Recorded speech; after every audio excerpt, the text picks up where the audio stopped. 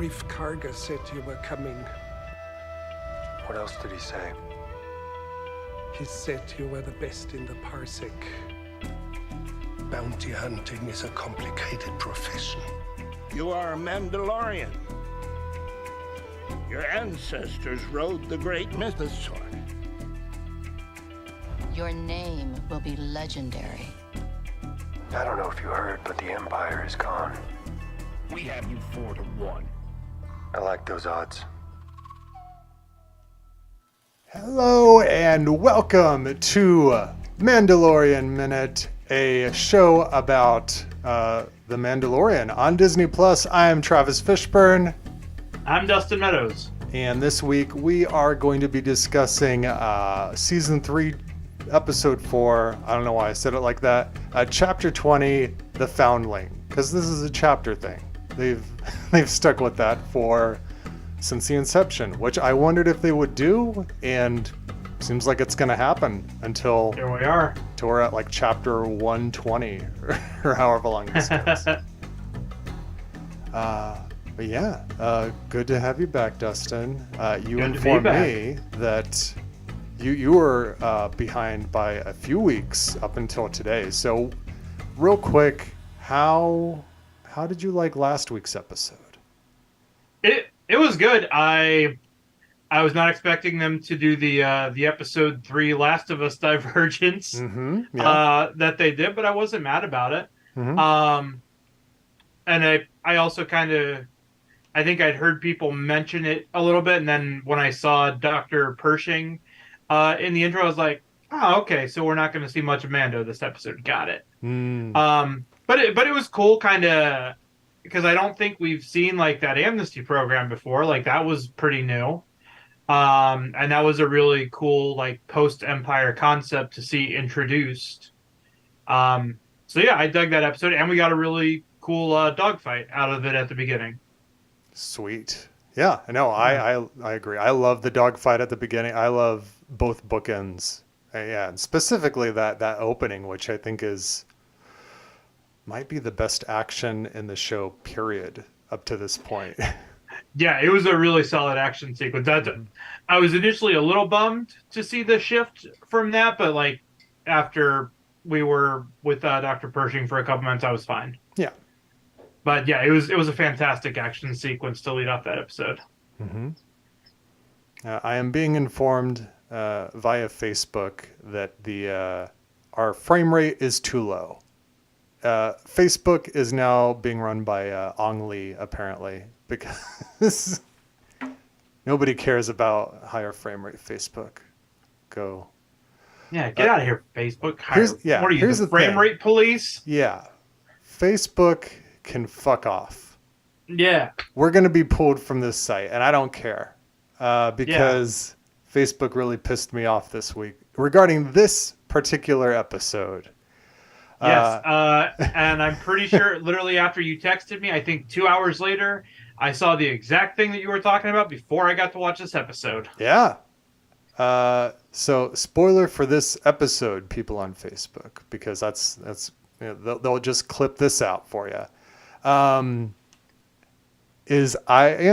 usually on Wednesdays I'll avoid like social media in general. However, this season, like Twitter has been okay with in regards to spoilers, and many people are vague, or they do the polite thing where if they're going to post a picture, Twitter has a feature which blurs out the image and it says spoiler on it.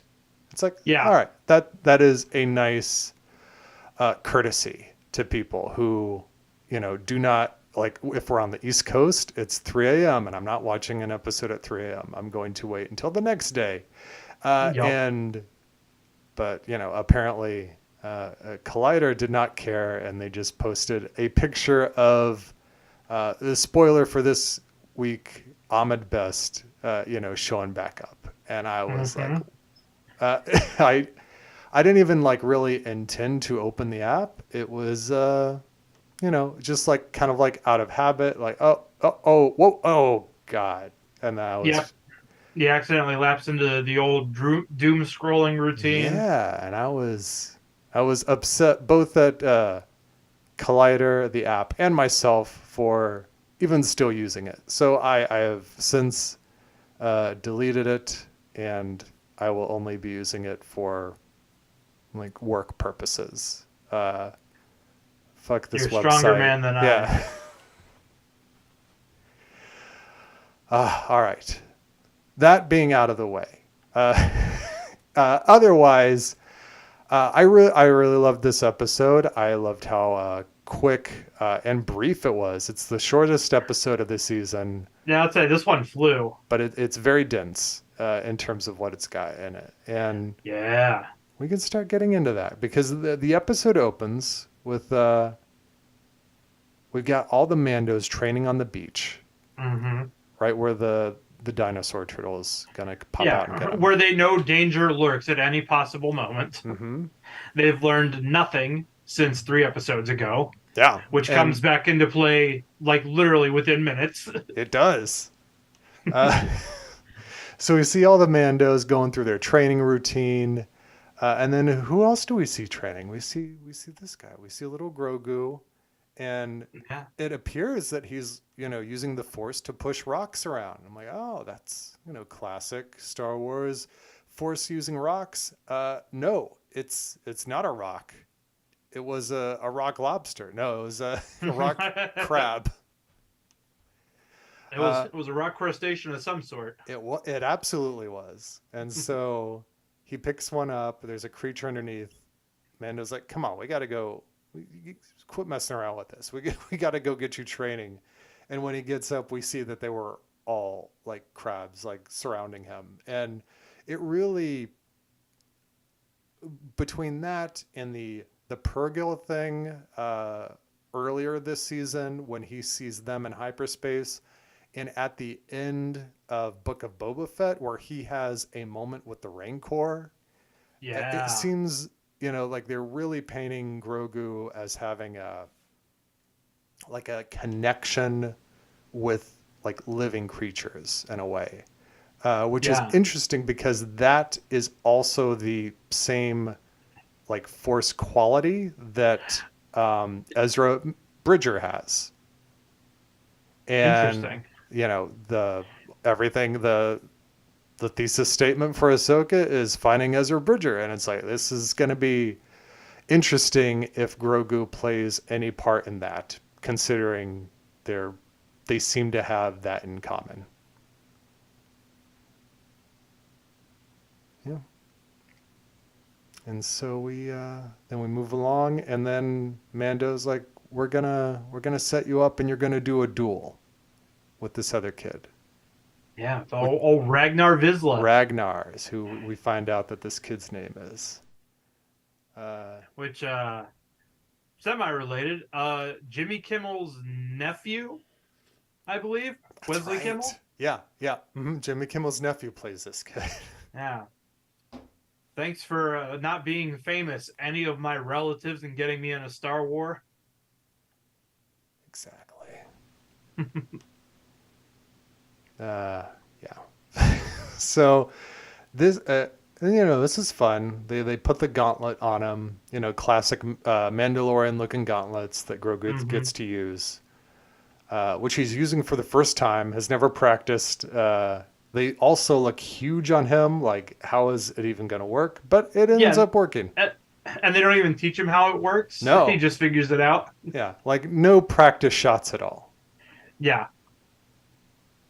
But yeah, the training duel is pretty great. And then there's that moment right before where the Mandalorian, because like the kids, of course, is making all kinds of judgments about Grogu based on his size and everything. And he tells him not to be so sure unless he knows or something along those lines. This is a new phrase we get. One does not speak unless one knows. Yes, that's what it was. Which is, that's a creed I've been living by most of my life. And I'm like, yes, I feel recognized here. Yeah.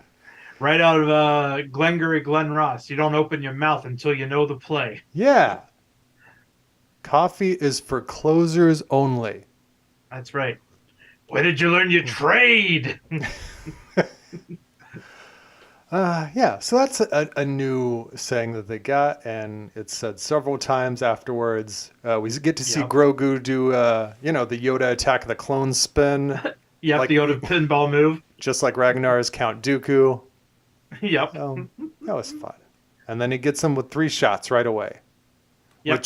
Which worked, because it seemed to be like they were just counting. Like, all right, this round, 1, 2, but... It's like, no, I can shoot them all off at once. Yeah, I was like, why didn't Ragnar do that? Just paint him. So then Ragnar goes to sulk by the water, and as he's doing so, a big, giant creature, what we later learn is called a raptor, picks him up and carries him away. See, when I was rereading the wiki, they referred to it as a Shriekhawk. Oh, have they given it like a proper... I'll have to check that out later. Yeah, this was on Wikipedia, not Wikipedia. So may or may not be super official. Okay. I was on Wikipedia last night trying to figure it out. And I'm like, there's nothing yet. But yeah, at least as of today when I was reading it, it said Shriekhawk is what they referred to it as. Interesting.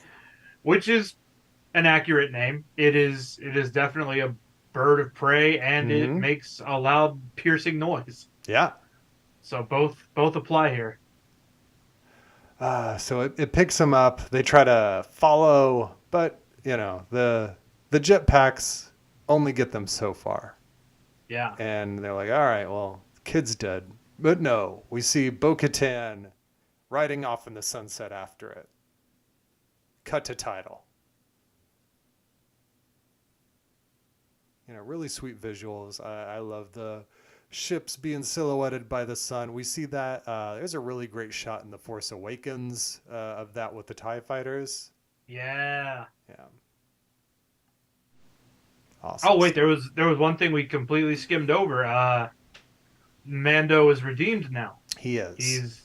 He's back in, and just by proxy, by way of having borne witness to it, so is Bo-Katan. Yeah.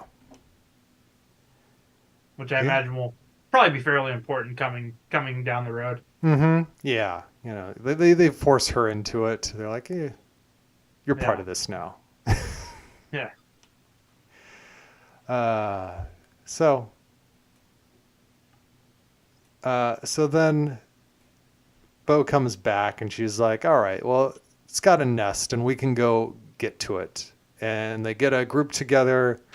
Grogu is deemed it would be too dangerous for him, which is kind of insane considering every dangerous scenario Din Djarin has put him in up to this point. But, for purposes of this story, I understand. Because then we get... What are you going to say?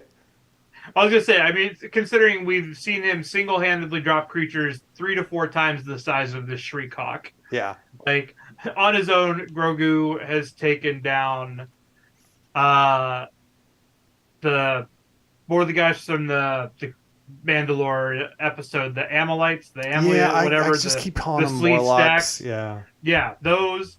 A Mudhorn, a Rancor. Yeah. I'm sure there was probably a couple other things I'm forgetting in here as well.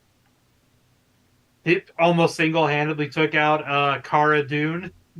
Yeah. Oh, yeah. How much do they regret not just going full in on that and letting that scene play out? Yeah. At this point. I was like, oh man, if we'd known things were going to shake out this way and she was going to be in a Joe Biden smear movie, we would have just let Grogu finish the job. Yeah. But then Grogu gets taken off to the side by the armorer who's like, hey, come on, you and me, we got some things to do. She takes him right into what's the thing armorers call? What is it? The blacksmiths use. Yeah, like that area. And she's doing her work. She's telling him, the importance of the work. And then as the sparks are flying, just like in season 1 of Mandalorian, where while she would work on the armor, we would see flashes to Din's past, that is when we see the flashes start to go to Grogu's past. And the visual there, like the framing and the color to like that and the Jedi door opening, it's really well done. Really beautiful. Yeah, this honestly might have been my favorite part of the episode, is everything with Grogu and then that flashback and the transition to it. Agreed. So we finally get to see what happened that fateful night on Order 66, where Grogu is definitely seemingly about to die. Look at those cute little eyes. It's really awesome. Like between this and like the Obi-Wan Kenobi series, we've seen Order 66 now from like multiple angles, more than we saw in Revenge of the Sith, and I really like that. Yeah, same. Especially the stuff that we have seen in this show with it, like, because I feel like from this perspective is the one where we've gotten like just how absolutely terrifying it was, because we're getting it from the perspective of younglings and the Jedi. So again, it's playing out like a horror movie, which again, Disney Plus, let me write a horror movie, Star Wars, or even a show. Yeah, do it. This is back in the now Legends was the they would do horror books. There was a Death Troopers book, which is really good. That's about like zombie. This is not the Death Troopers from Rogue One. These are like zombie stormtroopers. And that was fun. Yeah, there was like a zombie outbreak, like with stormtroopers on a Star Destroyer. And that was a fun book. And then there was also a book called Red Harvest, which was another horror book regarding the Sith and stuff. Was it just Dashiell Hammett's Red Harvest, but in space? That one, I don't know. I never read that one. Neither did I. It was by the same author. I believe it's essentially what inspired Yojimbo, if I remember correctly. Yeah. But, yeah. So they get Grogu to the elevator, and we finally get to see who, like, people have been theorizing who's going to save him, who will save this poor boy. And it is Ahmed Best. Captain Panaka with a lightsaber. With two lightsabers. Yeah. Yeah. And so Ahmed Best is, for people who don't know, is Jar Jar Binks, the guy who was the voice and the mocap, like, reference point for Jar Jar in The Phantom Menace. And here's some little images of him behind the scenes, and you see that like Jar Jar actually had a suit on set, and we don't see that suit. It was all for like actors reference, and he's wearing these like these glass things, and I think it's so that people don't look him in the eye, and they're looking at Jar Jar's eyes to keep the eye line right. That makes sense. So yeah, it's fun, but like Jar Jar is completely CG. Occasionally you'll see there'll be like a close up of Jar Jar's hand, like when it gets stuck in the pod race engine, and it's like, oh, that's that actual physical hand on set. But for the most part, he was all CG. But Ahmed Best helped bring him to life, and yes. For a while that was all that he was kind of known for, and Jar Jar was derided, and poor Ahmed Best, did not have, the best legacy with Star Wars, just because he played a character that people hated or found problematic, and he's like, I didn't like. Yeah, I didn't know until like I read an interview with him after I watched the episode. I had I knew obviously that people did not like Jar Jar Binks and that there was a huge negative reaction to it. I had no idea that like he took it so badly, like that he considered killing himself. Which just goes back to support my theory that Star Wars fans, by and large, have mostly always been trash. But yeah, like that's I was reading that, I was like, like I've said many negative things about parts of the franchise, sure, but like never to the point where I was like, oh, this person is like, how can this person wake up in the morning? Like that's insane to me. Yeah. Like the way that somebody could go off like on a person like that, and we saw it with Kelly Tran. Exactly, with, Kelly Marie Tran got a similar thing, well. and I'm like, what? Why? I saw stuff like that going on with her, and I'm like, how and why? Like, I just do not understand that kind of. I mean, like even like I because I don't even understand the hate for the character. Like I don't. Yeah. It's bizarre to me. Like both Jar Jar and Rose Tico. It's insane that like, and if people say like their least favorite characters, I'm like, okay, that's fine, but like the extent of vitriol and like hate it's beyond me. I don't understand. Yeah, it's also like how can any of them be your least favorite character when, I don't know, Newt Gunray exists? Mm-hmm.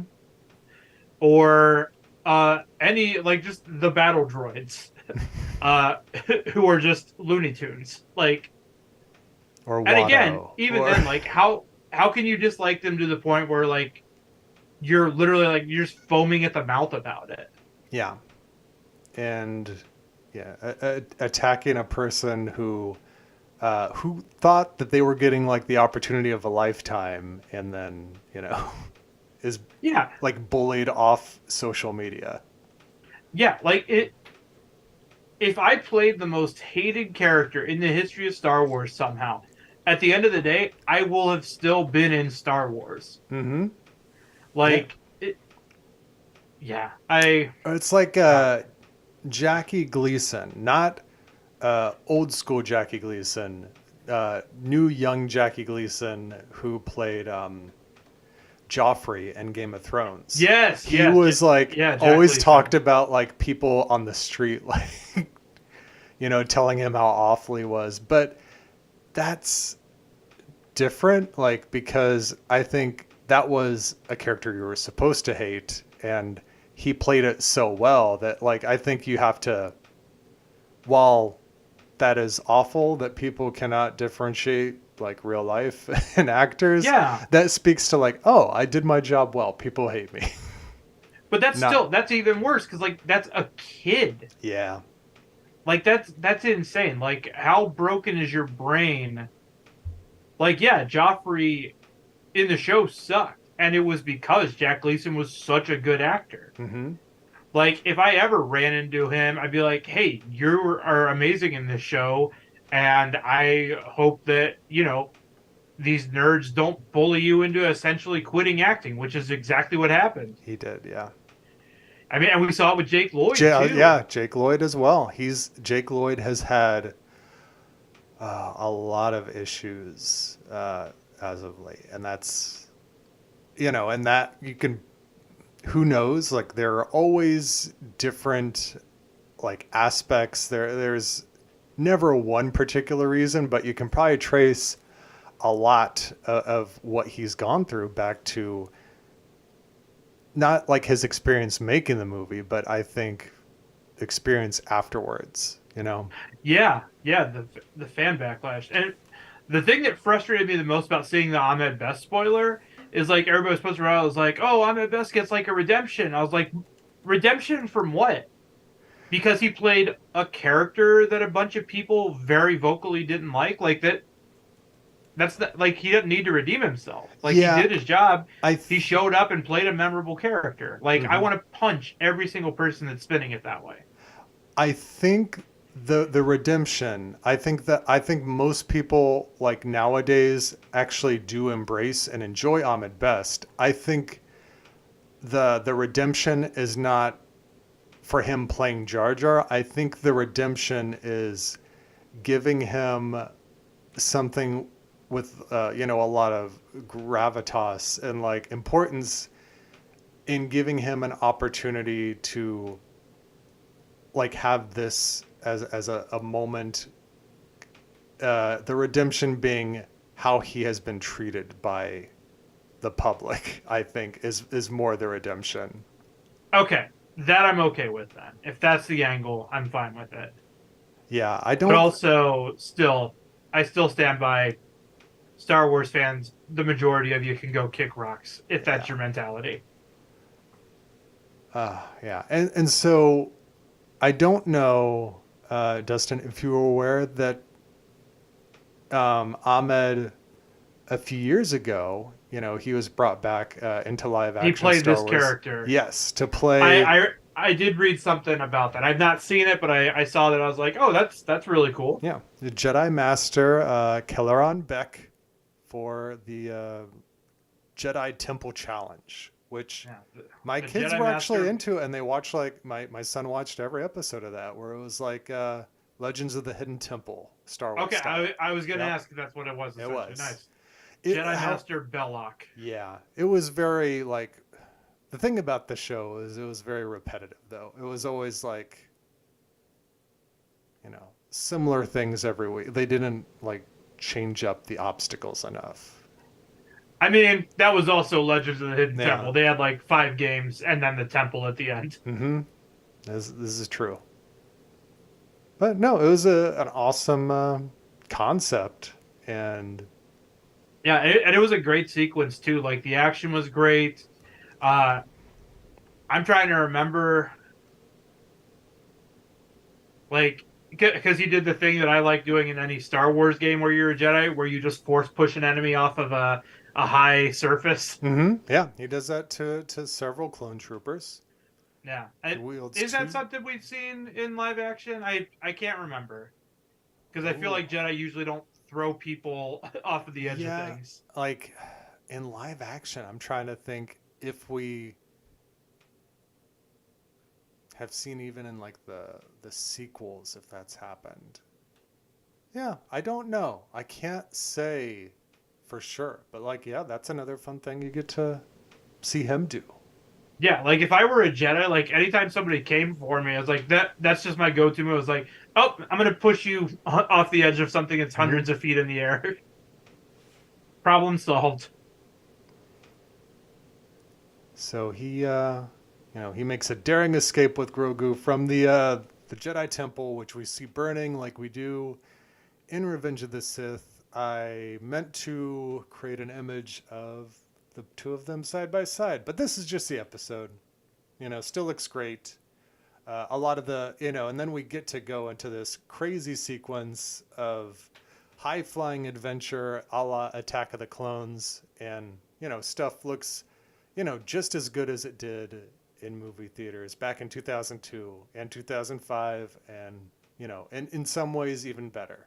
So it was crazy, that we're getting this kind of stuff in a television show. Yeah. Yeah, it was so much fun. The chase was great too. Like, yeah, I just love this entire sequence. It was a blast. Mm-hmm. I love that he goes through, like, the subway, and it's the same subway station. You just watch these, like, 2 episodes back to back. So he comes out of the subway, and he goes, like, up, and he's there at Monument Plaza where the top of the mountain is. Yeah, I recognize that from the previous episode. Yeah, and then he gets to a landing pad where we see the H-type Nubian yacht, which is familiar because that is the same ship that Anakin and Padme use in Attack of the Clones. I thought so. I saw that land and I was like, oh, it's the thing that they chase after Dooku on. Yep, that's the one. And it's interesting, and it's cool that he's there with that, because the thing is, like, when I saw that, I'm like, oh yeah, that lines up. And then I'm like, wait, that's the Attack of the Clone ship. That's not the ship that she uses in Revenge of the Sith. And he said that, like, he's like, they're going to meet up with some friends of his. And I think this implies that, because the other senator from Naboo, other than Padme, would have been Jar Jar Binks. So he's using, like, what is probably the ship that Jar Jar uses to traverse to and from Naboo. Oh, that's God. Yeah, I didn't even think about that, but that makes sense. So, theory is probably that they are heading for Naboo. If we see any more of this sequence, if it picks up later, we'll see them hopefully land on Naboo. Yeah, I feel like they have to because we got what 30 to 40 years in between this night and like present day or so. Yeah. Oh yeah, if we don't get more of Grogu's like history, I'm going to be very disappointed. But I'm sure that that's exactly where Filoni and Favreau are most likely taking it. Mm-hmm. And then we get back to present day. The armor has made something special for Grogu with the like that crest that the Mando has of the Mudhorn. Yeah, She makes a tiny little breastplate for him. Yeah, it was a rondelle, I believe, is what she called it. Yeah. It will be very interesting to see how this continues to progress. Where he got the chainmail, and now he's got this. Like, what? The question has always been like, well, he's like a foundling, and he's part of this culture now. What is he going to look like, suited up? Yeah. A Mandalorian helmet with ear holes. Yeah, like how is that gonna look? I'm really curious. Ooh, maybe he'll get like a Rocketeer style helmet so that his ears can fit back. Yeah.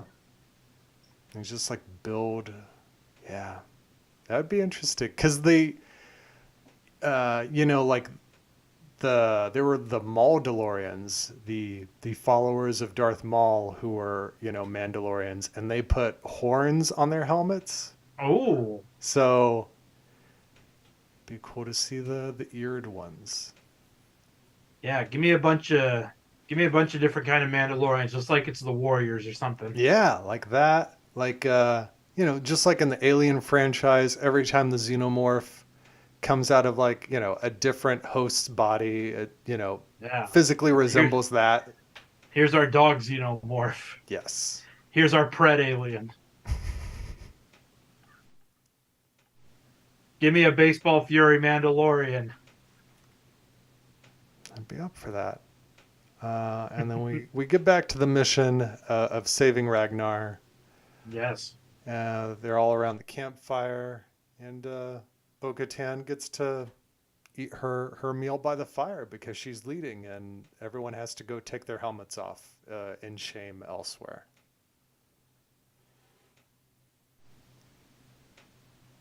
As they should. And then we get to see them all climbing the face of a mountain. Interesting, they had to take this approach instead of, jetpacking to the top. But they don't stealth want to is give key. themselves away. But they get up. It was really cool seeing a bunch of Mandalorians scaling a mountain face. Mm-hmm. And they get to the top there, and we find, Paz Vizsla is very excited. He's like, we're going right in because that's my son. Which this is new information. Like, oh, you have a son and it's him. Yeah, like it definitely because he says the don't speak unless you know. He repeats it to Ragnar earlier, but like we don't get at that point the relationship yet. But now in hindsight, it absolutely makes sense. Mm-hmm. But yeah, Paz Vizsla just Leroy Jenkins it. He does, and we find that the nest still has some babies, which are still massive in comparison to the heat source, which Mando even picks up, is like you couldn't tell that was a non-human sized heat source, and that there were 3 of them. Yeah, I mean this goes back to when we were talking about mine hunters and the cats and people they couldn't differentiate. Yeah. What's the point of even having the thermal vision? So he is attacked by them. the mama raptor comes back and spits out regurgitates Ragnar. As soon as he comes out, I'm like, oh, well, he's dead then. No, he's still alive. I do not know how. Maybe the mama Shriekhawk has like a digestive sac that doesn't have enzymes to dissolve him or something. This is true. So she keeps him in her mouth, and then she takes Paz, and then it's less that she takes Paz, and Paz flies straight into her mouth. Yeah. So then she's got both of them. We get this crazy, fun sequence where they're trying to like save both of them. At this point, I'm like, just let them both go. Yeah. Paz Vizsla essentially pulled a Matthew McConaughey in Reign of Fire. That's what happened here. Yeah, this is true. But we do get a really awesome aerial chase sequence out of it. Mm-hmm. Like, I went back and I rewatched the sequence a second time just because it was so much fun. Yeah. No, it's great. They're using, like, the cables to try to pull it down. Yeah. And eventually they do escape. They do bring the thing down. It more just, like, crashes into the water. And it's like, oh. Yeah. And then we get the Jurassic World sequence, which is like shot for shot when the pterodactyl goes into the water and is eaten. I'm like, this is in this case being the dinosaur turtle. I'm like, wow. Yep. Did they really want to? I guess this is Carl Weathers. Did he really want to homage that so much? And of all the things in Jurassic World, that being that whole sequence, considering that character that was tortured during it, it's very weird to be like, hey, everyone, remember this? And everyone's like, oh. Or we don't want to. Maybe he's calling back to the wisdom of Qui-Gon Jinn, who told us there's always a bigger fish. This is true. Because I thought of the Jurassic World thing too, and then immediately after that I thought of there's always a bigger fish. That is, yeah, I agree. However, they could still do always a bigger fish thing without like the editing and the shot composition is the same. I've got the side by side and it's yep, that's it. Oh, it's nuts. I mean, honestly, aside from the character who was just very needlessly, brutally killed during that sequence, that moment is one of the coolest visual moments in Jurassic World. So I totally understand, kind of recreating that. It's one of the only things that I will defend in that entire trilogy. Yeah, but similarly, in that movie during that sequence when that happens, and in this because I'm like, oh well, this thing is just a mother that she was trying to feed her babies and now it's dead. I'm like, I was immediately like, well, what's gonna happen to the nest? Yeah, I was like, oh, they're orphans now. I did think it was weird too, right before the dinosaur turtle eats the Shriekhawk, that we see Jimmy Buffett running around too. I thought that was kind of a weird way to throw in that homage as well. But, otherwise, Carl Weathers did a great job. That was weird. I mean, no joke. I've seen somebody cosplay as that Jimmy Buffett character at a Star Wars Celebration. I believe it 100%. And he, instead of, because during that sequence they're being chased by the pterodactyls and stuff, his was, he was being chased by a Minoc. So. Oh, that's pretty good. Yeah. What if somebody crosses that Jimmy Buffett character with the ice cream machine guy from Empire? Ooh. Now that would be interesting. There's a solid costume combo. Yeah. Yeah, we get a nice family reunion between Paz and Ragnar. They hug, and he thanks Mando. And then they go back home, and They're like, hey, guess what? We have some new foundlings, and being the babies, and I'm like, whoa, Yeah. this is now what's this imply? What do we like? Are they gonna try to raise it so that they can fly them? I mean, literally the first time we see Boba Fett, he's riding that dinosaur thing. Mm-hmm. Yeah. So, I mean, I as soon as they brought him out, I was like, oh, dope. They're going to learn how to fly these things and domesticate them.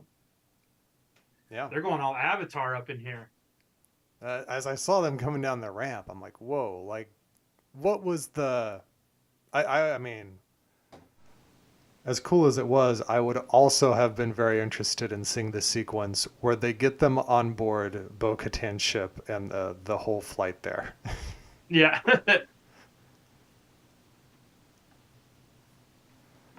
But yeah, and the episode ends with Bo getting, her Some new pauldrons. Some new pauldrons.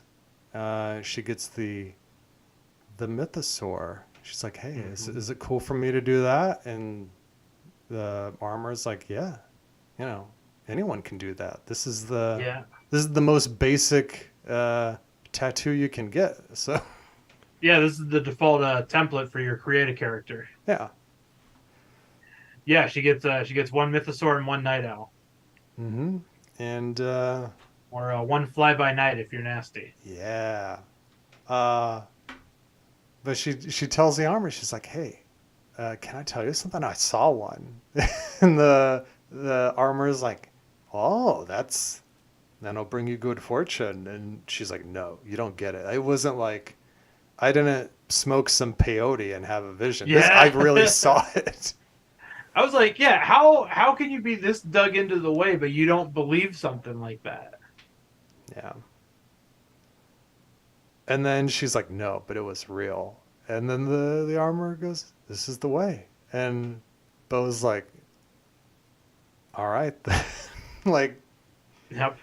The armor just leaves her on red. Yeah. And I'm like, does the armor believe this? Does this not faze her? Like, what? I don't know. It struck me as the armor was kind of dismissing it, but like still trying to frame it as like, maybe you saw what you needed to see kind of thing. So maybe they'll find out when they go back to Mandalore. Yeah, we will see. We shall see. And that's really all for this episode. Great job, Carl Weathers, as always. Both in front of and behind the camera. Yeah, fantastic episode. All right. So I think with that, we'll wrap up. Dustin, you will not be with us next week. So correct. Predictions of episode 5. We're gonna get a Cobb Vanth episode. All right. Cobb Vanth coming back. Yep. Or maybe they'll all go back to Mandalore. Yeah. One of those two things. Did I in the first episode? Did I run the theory by you that somebody had that the Marshal on Navarro could be Cobb Vanth? Yes, we did talk about that. We did talk about that one. All right, cool. Just to make sure. All right. Well. And it has been 3 episodes since we've seen Grief Karga as well. So. Yeah, they've got unfinished business with the Anzellans working on IG-11 and Grief Karga and all that. I was actually surprised that this episode did not go back to Navarro with Grief Karga, because when the previous episode he directed in season 4 was the very Grief Karga heavy episode. Yes. I know. All right. Well, this is the way. Until then, Dustin, where can people find more of you? You can catch me on Twitter and Instagram at Dustin Meadows. You can also check out my YouTube. It's Dustin Meadows Comedy. And I actually just dropped my latest short called There's Nothing in the Closet. on there, so go check that out. It's a lot of fun, and yeah, that's where I'm at. Sweet. All right, and you can find me at Travis Fishburne. Find the show at Who Watches Pod on Twitter, at Who Watches Podcast at gmail.com. Leave us some fun stuff. Leave us some theories. Let us know what you think is going to happen. And so I guess until next time, initiate self-destruct sequencing.